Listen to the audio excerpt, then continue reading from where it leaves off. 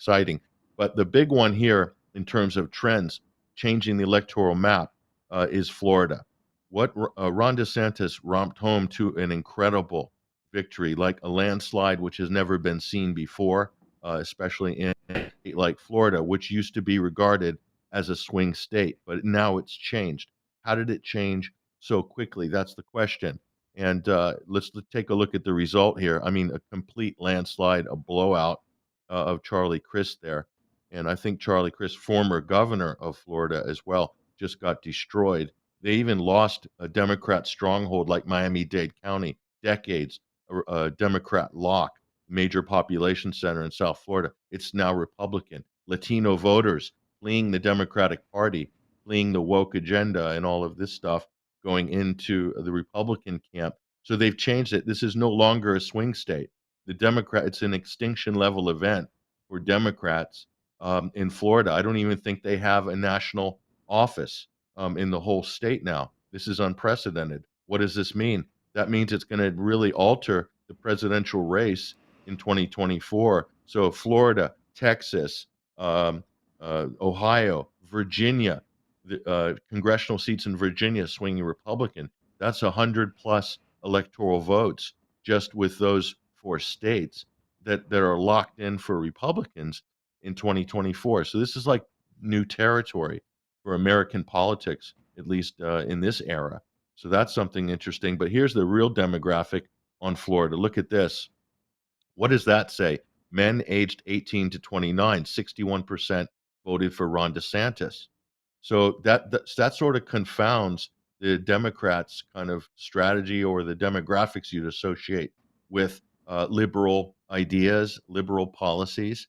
So what does this mean? This is this freedom agenda that Ron DeSantis has been pushing in Florida, making it a haven for lockdowns or people fleeing vaccine mandates and things like this, and sort of woke indoctrination of children in schools, creating a sanctuary for these things in Florida, and zero state income tax as well. It seems to be appealing to that age group. Could that trend go national? In other words, would other governors adopt similar policies looking at these numbers? That's the thing you got to look out for. That could fundamentally alter politics in the United States going forward. So I think we have DeSantis gave a victory speech that shocked a lot of people. How some might call aggressive, but he really hit out at the kind of woke ideology in a way that nobody's ever heard before, and with the results of the election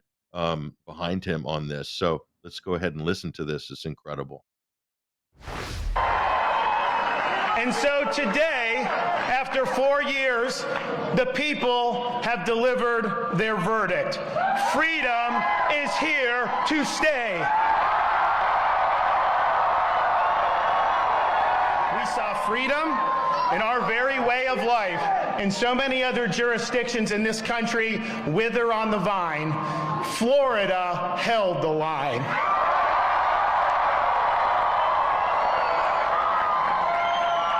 We chose facts over fear. We chose education over indoctrination. We chose law and order over rioting and disorder. Florida was a refuge of sanity when the world went mad. We stood as a citadel of freedom for people across this country and indeed across the world. States and cities governed by leftist politicians have seen crime skyrocket. They've seen their taxpayers abused. They've seen medical authoritarianism imposed, and they've seen American principles discarded. The woke agenda has caused millions of Americans to leave these jurisdictions for greener pastures. We have embraced freedom. We have maintained law and order. We have protected the rights of parents. We have respected our taxpayers, and we reject woke ideology. We fight the woke in the legislature. We fight the woke in the schools. We fight the woke in the corporations. We will never, ever surrender to the woke mob. Florida is where woke goes to die.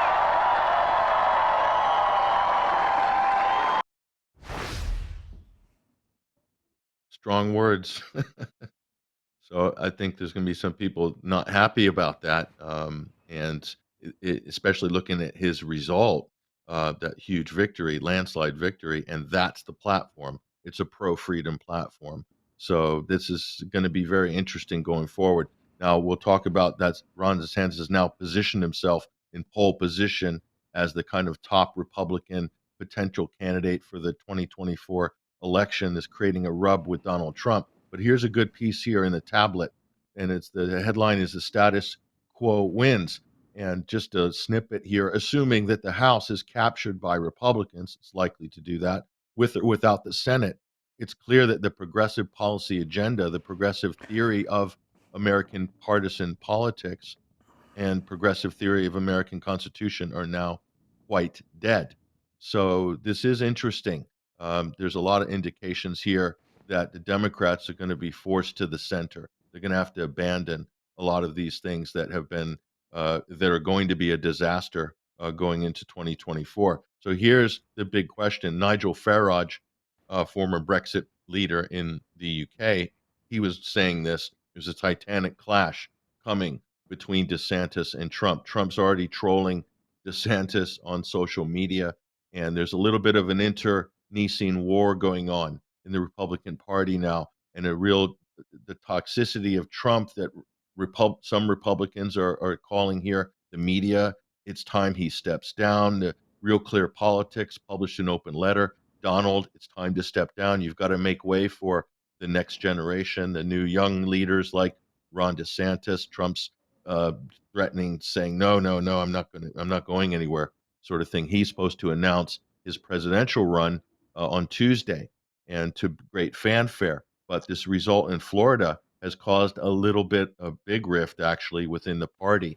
So might be interesting. The competition could be healthy for the Republican Party, but this is the big talk now. Where is it going to go? I think it's generally healthy for the conversation in America. So going on here, just an interesting side note here, John Fetterman, who we talked about previously, who's suffering from a mental disability after a stroke. He won his race for the U.S. Senate in Pennsylvania, and more or less tracking pretty much how Joe Biden performed in 2020 in that state. Now, why is this significant? This is obviously an important Senate pickup seat here, but he had a noticeable disability where people were calling into question his cognitive abilities and so forth. So, and yet he was still pushed over the line by Democratic voters. So, very cynically, many were saying that, we don't care what his sort of physical condition is, that, he's basically, we're going to have him anyway. So, here's an image here to take a look at in the next image. So that's John Fetterman on the left-hand side, and that's Tony DeLuca. Tony DeLuca, what are these two people here are kind of indicative of where Democratic voters are. John Fetterman, with his unfortunate disability, still voted in as a U.S. Senator, a very important job, very demanding job. And Tony DeLuca, a state legislature veteran, a Democrat. DeLuca died 2 months before the election, and they still voted him in. So, and we go on to the headline: Pennsylvania Democrats elect a dead lawmaker to their state legislature. And so that's just the ultimate in terms of where things are at. That's kind of in a nutshell tells you what we're going to call this hyper partisan tribalism and pure power politics. And this isn't the only race actually. And here's what the Democrats said in Pennsylvania: we're incredibly saddened by the loss of Representative Tony DeLuca, but we're proud to see voters to continue to show their confidence in him and his commitment to democratic values by reelecting him posthumously. A, a special edition will follow. I mean, this is just unbelievable.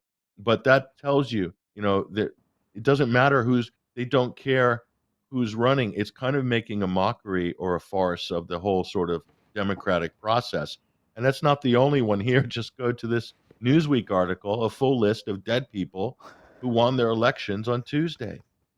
So it wasn't the only one, although those he was probably the most high-profile case.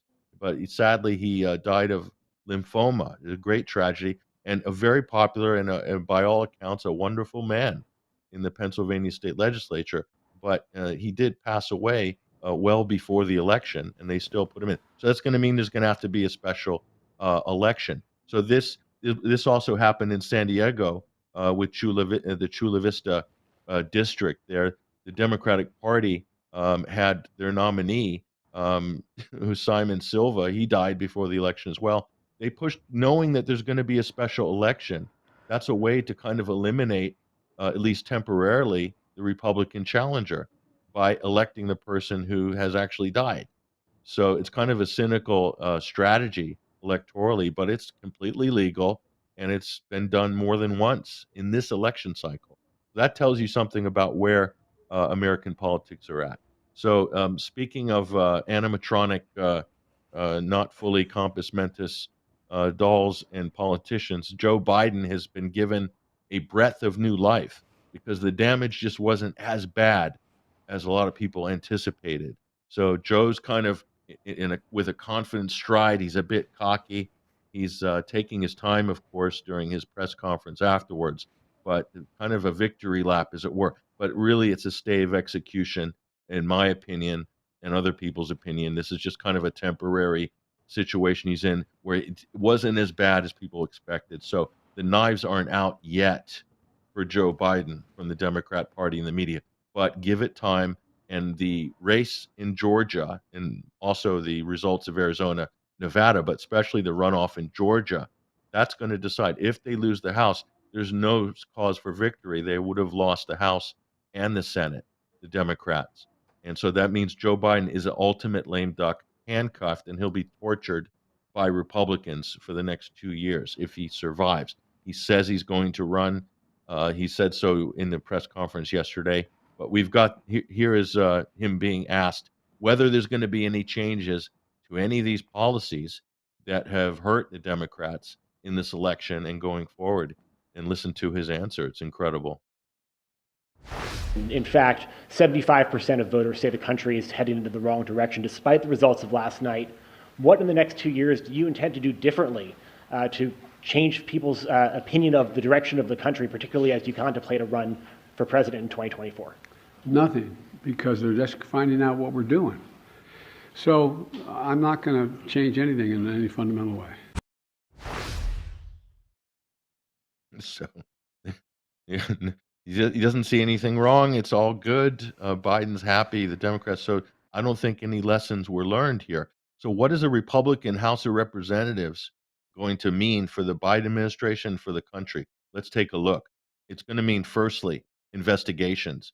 There will be probably House investigations and maybe Senate hearings in Hunter Biden, his international business dealings, Ukraine, China, the laptop, all of it.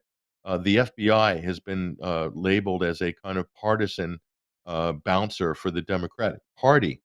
That's going to come in front of Congress now, and most likely there's calls by some people in the U.S. government to defund or break up the FBI, to get rid of it, to scrap it. It's just become a monster, a partisan monster.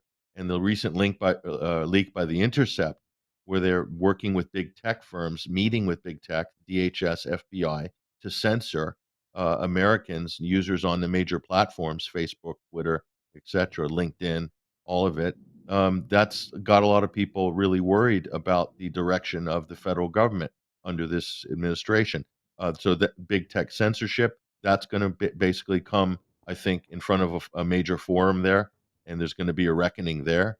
And also with COVID. Now the COVID thing could go either way. It could go into sort of lab leak territory, i.e., Rand Paul origins of COVID. That to me would be a waste of opportunity for the Republicans. So the question is, what are they going to do with this power if they get it? Are they going to capitalize? Is it going to be something meaningful, or is it going to go into sort of a controlled opposition kind of black hole that sucks all the energy and opportunity and people's animus and anger, whatever, and just diverts it. So we'll see whether they deliver substantially on any of this stuff.